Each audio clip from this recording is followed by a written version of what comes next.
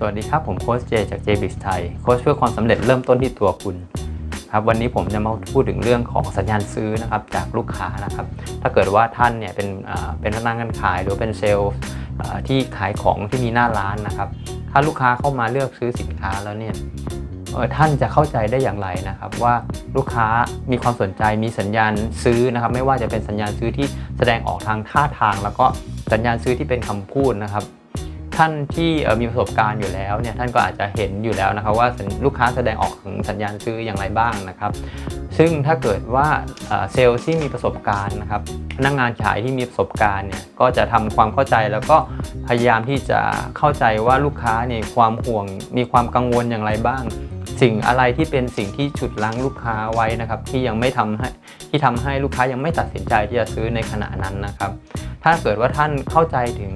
สิ่งที่ทำให้ลูกค้ายังกังวลอยู่ยังไม่ตัดสินใจซื้อเนี่ยและท่านหาแนวทางที่จะแก้ข้อโต้แย้งต่างๆเหล่านั้นได้นะทำให้ลูกค้ามั่นใจได้นะครับมั่นใจในสินค้าและบริการของท่านได้เนี่ยท่านก็จะมีโอกาสที่จะปิดการขายได้อย่างมากขึ้นได้อย่างแน่นอนครับหากว่าท่านเนี่ย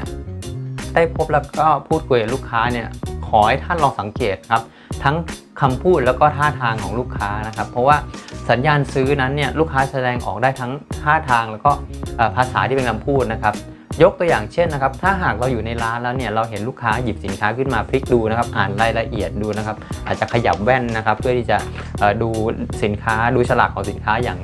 ตั้งอกตั้งใจแล้วก็มีความสนใจนะครับหรือว่าอาจจะหยิบสินค้ามา2รุ่นมาเทียบกันดูอ่านเปรียบเทียบกันเนี่ยคุณก็อาจจะถือโอกาสเข้าไปสอบถามนะครับแล้วก็อาจจะให้คำแนะนำเพิ่มเติมกับลูกค้าเพื่อทำให้เกิดความมั่นใจแล้วก็เพิ่มโอกาสในการตัดสินใจซื้อของลูกค้านะครับเนื่องจากว่าหลายๆครั้งเนี่ยลูกค้าอาจจะยังไม่มีข้อมูลในการตัดสินใจเรื่องซื้อสินค้าแล้วก็ถ้าเกิดว่าลูกค้าคิดว่ามันเป็นเรื่องยากในการตัดสินใจเนี่ยอาจจะทำให้ลูกค้าเนี่ยยังไม่ตัดสินใจในขณะนั้นทันทีอาจจะต้องกลับไปหาข้อมูลเพิ่มเติมแต่ว่าถ้าเราสามารถที่จะให้คำแนะนำแล้วก็เข้าใจถึงความต้องการลูกค้าได้เนี่ยจะทำให้เรามีโอกาสที่จะปิดการขายได้อย่างมากขึ้นนะครับเพราะฉะนั้นเนี่ยผมจึงอยากจะสรุปสัญญาณซื้อนะครับซึ่งหากคุณเป็นผู้ขายเนี่ยคุณสามารถที่จะสังเกตได้จากลูกค้าของคุณนะครับรวมถึงว่าคุณอาจจะเอาความรู้เหล่านี้เนี่ยไปสอนพนักงานขายของคุณได้เพื่อที่จะทำให้เขาเนี่ยได้เรียนรู้ได้พัฒนาขึ้นนะครับเพื่อที่จะเข้าใจสัญญาณซื้อที่ลูกค้าเนี่ยแสดงออกมานะครับซึ่งจะทำให้ทางพนักงานของคุณแล้วก็ตัวคุณเองเนี่ยสามารถที่จะเข้าใจแล้วก็หาแนวทางในการที่ทำให้ลูกค้ามั่นใจมากขึ้น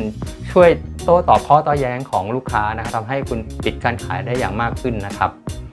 สัญญาณซื้อที่เป็นภาษาคำพูดนะครับแล้วก็ท่าทางก็มีอย่างเช่นนะครับอันแรกเลยง่ายที่สุดเลยเนี่ยเริ่มต้นจากการที่ลูกค้าเนี่ยเรียกพนักงานขายหรือว่าเรียกคุณเข้ามาสอบถามเกี่ยวกับสินค้าที่ลูกค้าสนใจซื้อนะครับ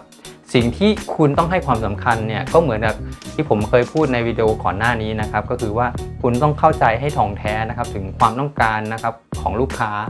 ถึงความเจ็บปวดของลูกค้าที่มีนะครับทำไมเขาถึงสนใจในสินค้าและบริการของคุณนะครับสินค้าและบริการของคุณเนี่ยจะไปช่วยตอบโจทย์ไปช่วยแก้ปัญหาความเจ็บปวดเหล่านั้นได้อย่างไรบ้างนะครับก็เหมือนกับหมอนะครับเวลาเราไปพบหมอเนี่ยหมอก็จะต้องถามที่มาที่ไปถามถึงสิ่งที่เป็นปัญหาสิ่งที่เป็นความเจ็บปวดของเราก่อนที่จะแนะนำสิ่งที่จะไปช่วยแก้ปัญหาเหล่านั้นนะครับก็เหมือนกับนักขายนะครับเราก็ต้องเข้าใจให้ลึกซึ้งนะครับถึงว่าลูกค้าต้องการอะไรยังไงกันแน่นะครับต้องการสิ่งไหนที่เป็นสิ่งที่สำคัญสำหรับลูกค้านะครับเพราะว่าหากเรานำเสนออะไรไปที่ไม่ได้ตรงกับความต้องการของลูกค้าเนี่ยก็อาจจะทำให้เราปิดการขายได้ไม่ได้นะครับการที่เราเข้าใจถึงความเจ็บปวดของลูกค้าเราสามารถที่จะแนะนำสินค้าและบริการที่ตรงกับความเจ็บปวดไปช่วยแก้ไขความเจ็บปวดเหล่านั้นได้เนี่ยก็จะทำให้โอกาสในการปิดการขายของเรานั้นมากขึ้นอย่างแน่นอนครับอันที่2นะครับก็คือกรณีอย่างเช่นลูกค้าเนี่ยเดินกลับมาย้อนกลับมาดูสินค้าเราหลายครั้งนะครับหรือว่าถ้าเกิดว่าลูกค้ามาเป็นกลุ่มเนี่ยอาจจะมีการคุยระหว่างภายในกลุ่มเองยกสินค้าขึ้นมาพูดคุยเกี่ยวกับสินค้าของเรานะครับแสดงถึงความสนใจในการที่จะซื้อสินค้าของเรานะครับอันที่3เมื่อลูกค้าหยิบสินค้าขึ้นมาพลิกดูอ่านฉลากแล้วก็คุณสมบัติของสินค้าอย่างใกล้ชิดนะครับอาจจะเอาสินค้าสีอื่นรุ่นอื่นมาเปรียบเทียบกันดูนะครับยกเปรียบเทียบกันดูนะครับอ่านฉลากอย่างใกล้ชิดนะให้ความสนใจอย่างมากนะครับก็เป็นสัญญาณซื้ออย่างหนึ่งนะครับ อันที่ 4 เมื่อลูกค้าลองสินค้าหรือว่าหาสินค้าทดลองนะครับหรืออาจจะลองวัดขนาดอย่างเช่นว่านาฬิกาหรือสร้อยข้อมือเนี่ยมาลองเทียบดูกับข้อมือนะครับมาลองสวมใส่ดูนะครับหรืออาจจะสินค้าอื่นอาจจะเอามาทดลองใช้เบื้องต้นนะครับว่าเป็นอย่างไรบ้างนอกจากนั้นนะครับลูกค้าอาจจะเอาสินค้ามาลองจับดูพร้อมกับสบตาพนักงานขายนะลักษณะว่าอยากจะให้ทางพนักงานขายเนี่ยเข้ามาช่วยแนะนำทีอาจจะมีข้อสงสัยหรือว่าต้องการคำแนะนำเพิ่มเติมนะครับก็เป็นสัญญาณซื้ออย่างหนึ่งนะครับหลังจากนั้นก็อาจจะเป็นเรื่องของป้ายราคานะครับเพราะว่าอย่างเช่นว่าเราเลือกซื้อเสื้ออย่างเงี้ยป้ายราคาอาจจะมาลูกค้าอาจจะพลิกดูป้ายราคานะครับแล้วก็อาจจะทำท่าคุ้นคิดหรือว่าอาจจะแม้กระทั่งเอากระเป๋าตังค์มาเปิดดูนะครับมาเปิดดูเครดิตการ์ดดูอะไรต่างๆเนี่ยก็เป็นสัญญาณซื้ออันหนึ่งนะครับเพราะฉะนั้นเราก็จะรู้แล้วว่าลูกค้าห่วงเรื่องของราคาเรื่องของเงินนะครับเรื่องของอาจจะเรื่องของงบประมาณนะครับเพราะฉะนั้นถ้าเกิดว่าคุณเนี่ยพบว่าลูกค้ามีสัญญาณซื้อเหล่านี้เนี่ยหลังจากคุณพูดคุยกับลูกค้าแล้วเนี่ย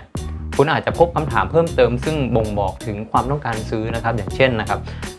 ลูกค้าอาจจะสอบถามว่ารุ่นย่อยเนี่ยมีกี่รุ่นบ้างนะครับหรือว่าอาจจะสีมีกี่สีบ้างนะครับอันนี้คือสัญญาณลูกซื้อที่ลูกค้าพูดออกมานะครับหรือว่าลูกค้าอาจจะสอบถามว่าสินค้าเนี่ยมีราคาถูกกว่านี้ไหมมีรุ่นที่ราคาถูกกว่านี้ไหมขนาดเล็กกว่านี้ไหมหรือขนาดใหญ่กว่านี้ไหมนะครับหรือว่าลูกค้าสอบถามถึงวิธีการใช้งานอย่างละเอียดนะครับให้ความสนใจนะครับในการใช้งานจริงของสินค้านะครับหรืออาจจะต้องการให้เราสาธิตการใช้งานให้ดูเป็นต้นนะครับถัดมาก็อย่างเช่นลูกค้าขอลองสินค้าที่มีสีหรือมีขนาดอื่นๆนะครับอย่างเช่นว่าอย่างรองเท้าเนี่ยอาจจะสอบถามมีสีอื่นไหมขอดูสีอื่นด้วยหรือว่าขอดูไซส์อื่นขอทดลองไซส์อื่นนะครับแม้กระทั่งลูกค้าสอบถามถึงว่ามีสินค้าใหม่ในสต็อกไหมหรือว่ามีเฉพาะตัวโชว์เป็นต้นนะครับนอกนั้นก็อาจจะเป็นเรื่องของการที่ลูกค้าสอบถามส่วนลด